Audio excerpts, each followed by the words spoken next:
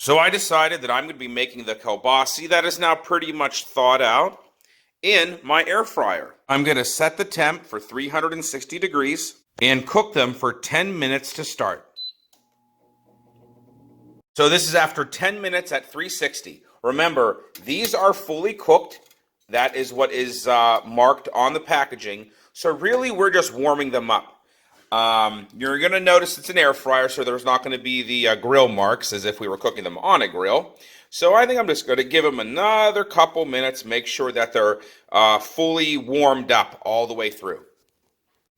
After 3 more minutes at 360 degrees, they are now looking plump, and you can see the casing is starting to break open. So these are done and ready to go. I'm going to have 2 tonight for dinner and save 2 for tomorrow. So again, these are the kielbasa from Omaha Steaks. They look phenomenal, cooked in my air fryer. Guys, I just wanted to show you how absolutely juicy these kielbasa are from Omaha Steaks. You know, I've always bought my meat at the supermarket and from the butcher's case and everything.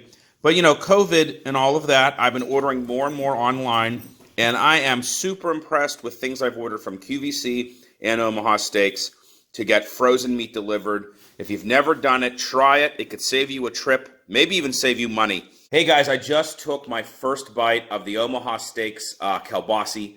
Fantastic, lots of flavor. They taste like they've been smoked and barbecued. Really, really good. Highly recommend them. Thank you so much for watching, and I'll see you next time.